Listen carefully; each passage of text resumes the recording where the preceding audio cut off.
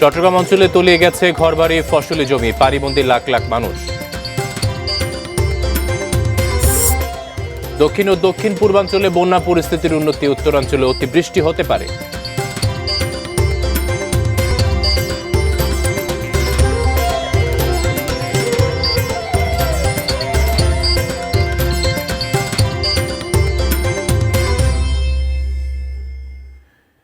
সবাইকে স্বাগত এটি নিউজে। এটি নিউজের দেশের সংবাদ আপনাদের সাথে আছি আমি আকাশ এহসান। এতক্ষণ নাসির সিনটেক্স গ্রুপের সৌজন্যে দেখছিলেন সংবাদ শিরোনাম। এবারে বিস্তারিত। আষাঢ় শেষের টানা ভারী বর্ষণ আর পাহাড়ি ঢলে দেশের দক্ষিণ পূর্বাঞ্চলের বন্যায় তলিয়ে গেছে ঘরবাড়ি, সড়ক, ফসলি জমি ও মাছের ঘের। লাখ লাখ মানুষ পানি বন্দী। কোথাও দেখা দিয়েছে খাবার, বিশুদ্ধ পানির সংকট, কোথাও আবার পাহাড় ধসের আশঙ্কা। প্রতিনিধিদের পাঠানো তথ্য ছবিতে ডেস্ক রিপোর্ট।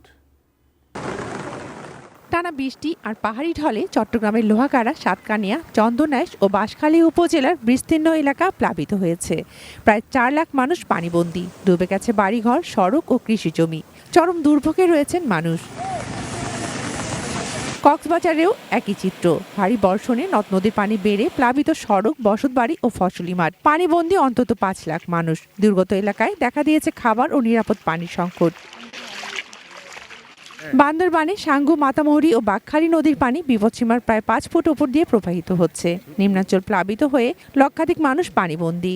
আশ্রয়কেন্দ্রে ঠাঁই নিয়েছেন প্রায় 4000 মানুষ। বিভিন্ন স্থানে পাহাড় ধসের ঘটনাও ঘটেছে। লাঙ্গিপাড়া এলাকায় পাহাড় ধসে আহত হয়েছেন 2 জন। টানা 6 দিনের বৃষ্টিতে রাঙ্গামাটিতেও বন্যা ও পাহাড় ধসের ঘটনা বেড়েছে। জেলার নিম্নাঞ্চল তলিয়ে গেছে। বাগাইছড়ির বিভিন্ন আশ্রয় কেন্দ্রে অনিয়ম ও অব্যবস্থাপনার অভিযোগ তুলেছেন আশ্রিত মানুষ। অন্যদিকে শুক্রবার রাতে বৃষ্টি না হওয়ায় মৌলভীবাজারের নদ নদীর পানি কমতে শুরু করেছে। তবে মনু নদীর পানি এখনো বিপদসীমার উপর দিয়ে প্রবাহিত হচ্ছে। কোমলগঞ্জ ও রাজনগরের 2টি স্থানে প্রতিরক্ষা বাঁধে ভাঙন দেখা দেয় কয়েকটি গ্রামের মানুষ চরম দুর্ভোগে পড়েছেন। হবিগঞ্জের বেশ কয়েকটি গ্রামের বসতঘর, মাছের ঘের, ফসলি জমি, সবজি ক্ষেত ও পোল্ট্রি খামার তলিয়ে গেছে। ভেসে গেছে শতাধিক পুকুরের মাছ। বড় ধরনের ক্ষতির মুখে পড়েছেন কৃষক, মৎস্যজীবী ও স্থানীয় ব্যবসায়ীরা। এদিকে টানা বৃষ্টিতে যশোর শহরে তীব্র জলাবদ্ধতার সৃষ্টি হয়েছে। পানি নিষ্কাশনের প্রধান খাল, ড্রেন পরিষ্কার না থাকায় রাস্তাঘাট, বাড়িঘর, এমনকি হাসপাতালও পানি ঢুকেছে। বেনাপোল স্থলবন্দরেও তৈরি হয়েছে জলাবদ্ধতা। হাঁটু সমান পানিতে তলিয়ে গেছে বন্দরের গুদামে আমদানিকৃত কোটি কোটি টাকার পণ্য। টানা বৃষ্টিতে মধ্যাঞ্চলের জেলা মানিকগঞ্জ বাসস্ট্যান্ডেও সৃষ্টি হয়েছে জলাবদ্ধতা। দুর্ভোগে পড়েছেন ব্যবসায়ী, যাত্রী ও পথচারীরা।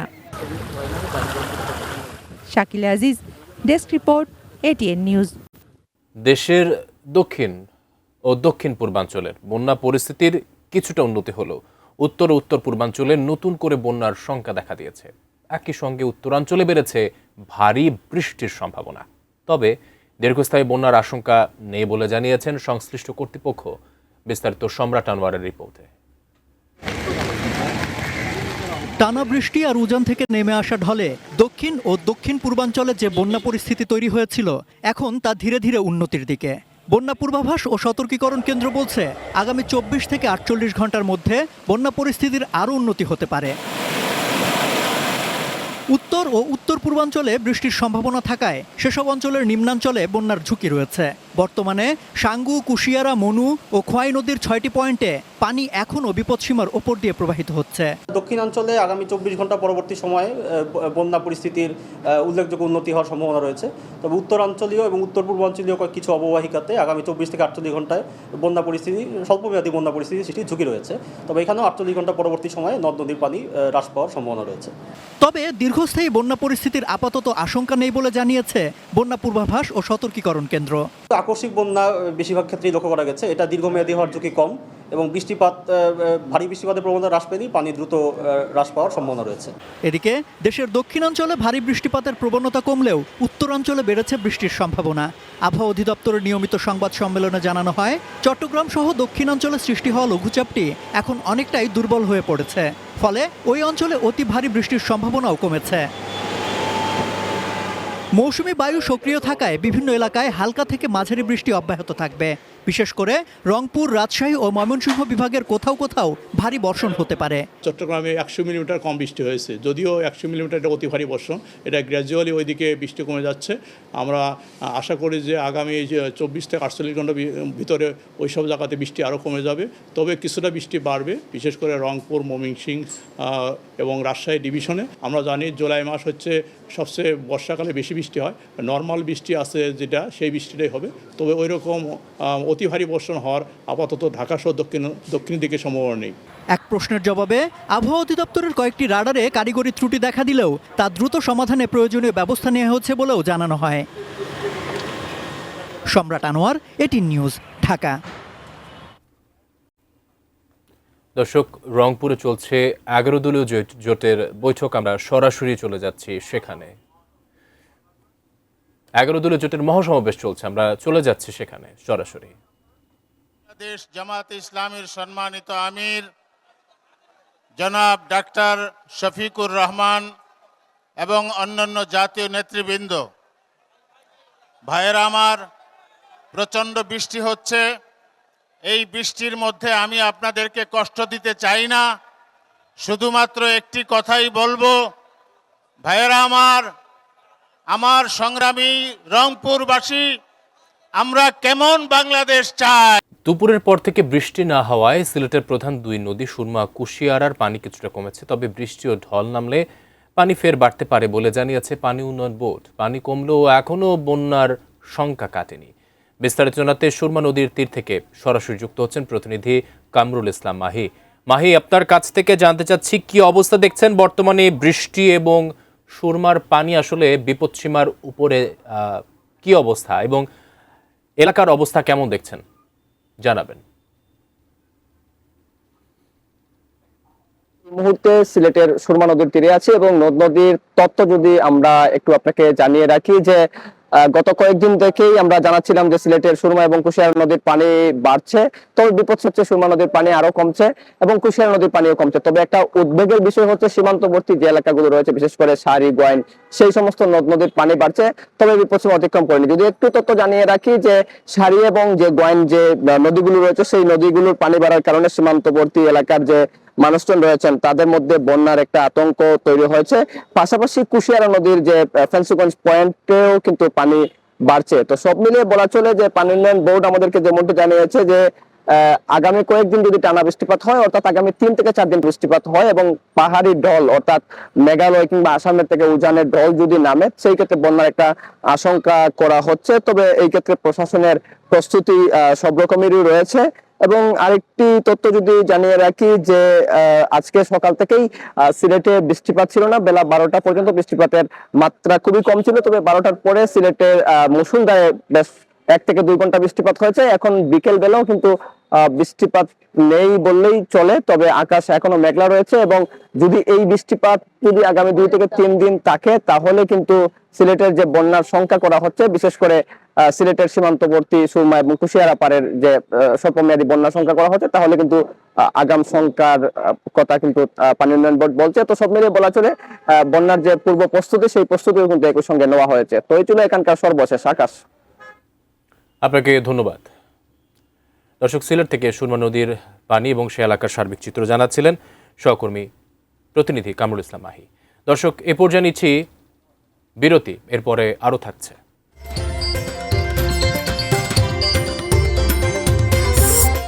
বন্যায় ক্ষতিগ্রস্ত কৃষকদের প্রয়োজনীয় সহায়তা দেবে সরকার, কুমিল্লায় কৃষিমন্ত্রী। এবং খুলনায় মেয়েকে হত্যা, মায়ের স্বীকারোক্তি, বাবা পলাতক।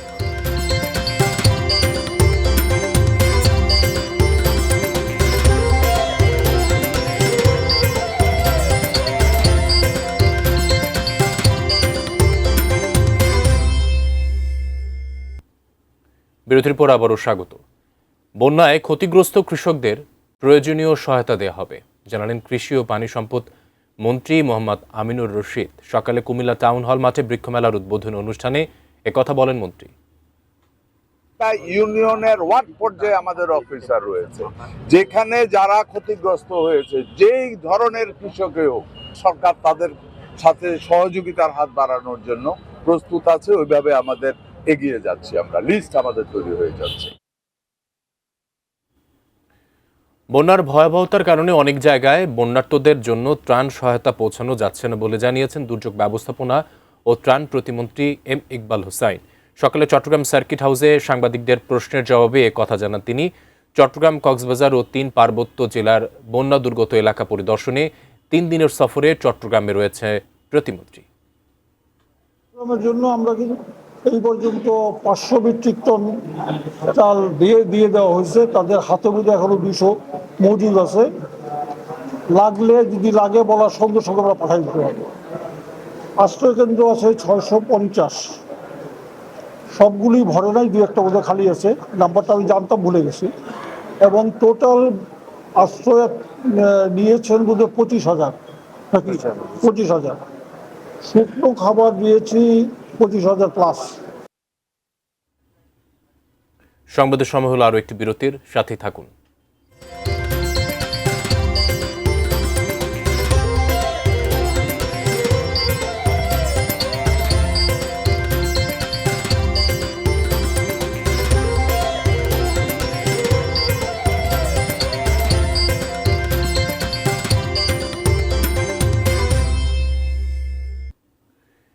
বিরতির পর আবারও স্বাগত।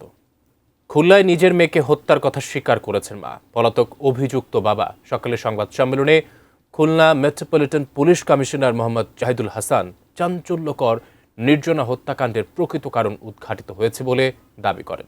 তিনি জানান, গত 8 জুলাই রাতে নগরীর প্রান্তিক আবাসিক এলাকায় 3 নম্বর সড়ক থেকে প্লাস্টিকের বস্তার ভেতর অজ্ঞাত এক কিশোরীর মৃতদেহ উদ্ধার করা হয়। পুলিশ তদন্তে নেমে নিহতের পরিচয় এবং হত্যাকাণ্ডের রহস্য উদ্ঘাটন করে। সংবাদ সম্মেলনে জানানো হয়, নিহত আরফানা হোসেন নির্জনা স্কুল ছাত্রী ছিলেন। তার গোপনে প্রেম, অল্প বয়সে একাধিক বিয়ে নিয়ে ক্ষুব্ধ ছিলেন বাবা মা।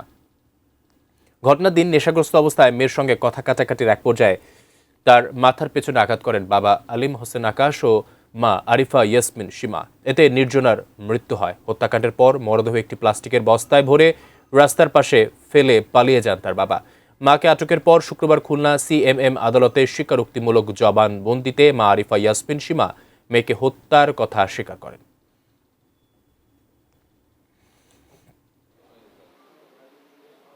তাদের ঘরে তর্কাতর্কির এক পর্যায়ে তার মা তাকে চড়থাপ্পড় দেয়। তার বাবা পাশের রুম থেকে এসে কাঠের একটি বাতা দিয়ে তাকে আঘাত করে। যদিও তিনি তার বক্তব্যে উল্লেখ করেছেন তাকে শরীরে আঘাত করার উদ্দেশ্য ছিল, সেই আঘাতটি তার মাথায় লেগে মাথা ফেটে যায়, প্রচুর রক্তক্ষরণ হয়, এভাবে সে মৃত্যু কোলে ঢলিয়ে পড়ে। লাশটি গোপন করার জন্য তারা বস্তাবন্দি করে, প্রথমে তার বাবার লুঙ্গিতে, পরে বস্তাবন্দি করে বাইরে নিরালাতে ফেলে আসে বৃষ্টির সময়। ঢাকার দক্ষিণ কেরানীগঞ্জের বরৈতলা এলাকার একটি 8তলা ভবনে গ্যাস লাইনের কাজ করার সময় বিস্ফোরণে 3 শ্রমিক দগ্ধ হয়েছেন। স্থানীয়রা জানান, শুক্রবার রাত থেকে শ্রমিকরা ভবনটির গ্যাস লাইন মেরামতের কাজ করছিলেন। ভোর 4টার দিকে পাইপ লাইনের হঠাৎ বিস্ফোরণ ঘটে। মুহূর্তে আগুন ছড়িয়ে পড়ে। গুরুতর দগ্ধ হন রাকিব সুমন রাজন নামে 3 শ্রমিক। তাদের উদ্ধার করে জাতীয় বার্ন ও প্লাস্টিক সার্জারি ইনস্টিটিউটের জরুরি বিভাগে নেওয়া হয়। তাদের মধ্যে রাকিব নামে একজনের অবস্থা গুরুতর বলে জানিয়েছেন চিকিৎসকরা।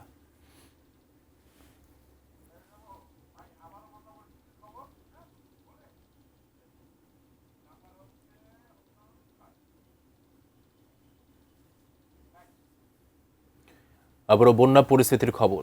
হবিগঞ্জে ধীরে ধীরে কমতে শুরু করেছে নদ নদীর পানি, তবে নির্মাঞ্চলে এখনও বাড়ছে বানের পানি। নতুন করে পানি প্রবেশ করায় প্লাবিত গ্রামের সংখ্যা বেড়ে দাঁড়িয়েছে 35টি। বিস্তারিত জানাতে হবিগঞ্জ সদর উপজেলার খোয়াই নদীর মাছলিয়া ব্রিজ থেকে সরাসরি যুক্ত হচ্ছেন প্রতিনিধি আলামিন খান। আলামিন, এই মুহূর্তে কি অবস্থা দেখছেন হবিগঞ্জে? পানি আসলে বেড়ে কি অবস্থা এবং ভুক্তভোগী মানুষের চিত্র জানাবেন আমাদের। জানেন যে হবিগঞ্জে খোয়াই নদীর বাঁধ ভেঙে প্রায় 20-25টি গ্রাম প্লাবিত হয়েছিল, কিন্তু এখন যতটুকু আমরা সারাদিন ঘুরে ঘুরে দেখেছি যে তার চেয়েও আরো বেশি গ্রাম নতুন করে প্লাবিত হচ্ছে। তবে যে নদ নদীর পানি, খোয়াই নদীর পানি, সেটি কিন্তু বিপদ সীমার নিচে রয়েছে। তবে যে গ্রামগুলো প্লাবিত হয়েছে, যেহেতু বাঁধ ভেঙে পানি ঢুকেছে গ্রামে, সে কারণে আসলে তার আগে ছিল সারাদিন 25টি গ্রাম হবে, এখন 35টি গ্রাম হবে, এরকম সংখ্যা দাঁড়িয়েছে। এছাড়াও হবিগঞ্জে যদি বলি আপনাকে যে আসলে সেই গ্রামগুলো প্লাবিত হওয়ার পর কিন্তু যে সাধারণ মানুষ কিন্তু তারা কিন্তু চরম বেকায়দায় পড়েছেন। এছাড়াও এছাড়াও হবিগঞ্জে কিন্তু যদি বলি আপনাকে যে খোয়াই নদীর বাঁধটি রয়েছে সে বাঁধের পাশে তারা পানি উন্নয়ন বোর্ড দ্রুত মেরামত করার চেষ্টা করছেন। এবং যদি বলি আপনাকে যে হবিগঞ্জের সবচেয়ে বেশি ক্ষতি হয়েছে সেই বন্যায় যে ফিশারিগুলো রয়েছে, মৎস্য হামারিরা। আমরা এই নিয়ে মৎস্য অফিসে কথা বলেছিলাম, তারা আমাদেরকে জানিয়েছেন যে এখন পর্যন্ত প্রায় 1 কোটি টাকার ক্ষয়ক্ষতি হয়েছে মৎস্য খামারিদের। এছাড়াও যে প্রায় 1000-এর মতো ফিশারি কিন্তু আসলে তলিয়ে গিয়েছে। এছাড়াও সাধারণ মানুষ কিন্তু চরম সংকটে পড়েছেন এবং তারা আশ্রয় কেন্দ্রে যাচ্ছেন, কেউ বা যাচ্ছেন তাদের আত্মীয় স্বজনের বাড়িতে। এবং যদি বলি আপনাকে যে খোয়াই নদীর পানি কমতে শুরু করেছে, তবে গ্রামের পানি কিন্তু আসলে বাড়তে শুরু করেছে। উজান থেকে যে নেমে আসা পাহাড়ি ডোরে আসলে যে বাঁধটি ভেঙেছিল সে কারণে কিন্তু চরম সংকটে পড়েছিল হবিগঞ্জ জেলাবাসী। আসলে বাঁধ ভাঙার পর এই গ্রামগুলো এখনো কিন্তু তারা কিন্তু ওই ব্যস্ততার মধ্যে রয়েছেন এবং তারা কিন্তু আশ্রয় কেন্দ্রে। আপনাকে ধন্যবাদ আমাদের সাথে যুক্ত হবার জন্য। দর্শক আলামিন যুক্ত ছিলেন হবিগঞ্জ থেকে, জানাচ্ছিলেন সেখানে পানি বৃদ্ধি এবং বন্যা পরিস্থিতির খবরাখবর। শেষ করব দেশের খবর, তবে যাবার আগে নাসির সিনটেক্স গ্রুপের সৌজন্যে শিরোনামগুলো দেখে নেব আরেকবার।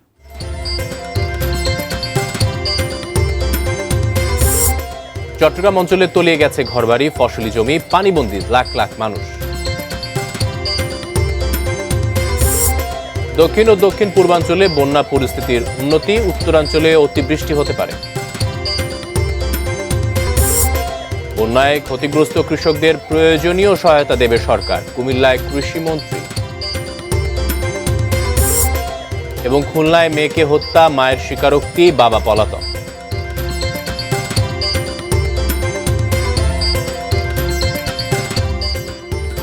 দর্শক, এই ছিল এটি নিউজের দেশের খবরে। কাল ঠিক এই সময় আবার দেখা হবে। সাথে থাকার জন্য ধন্যবাদ সবাই।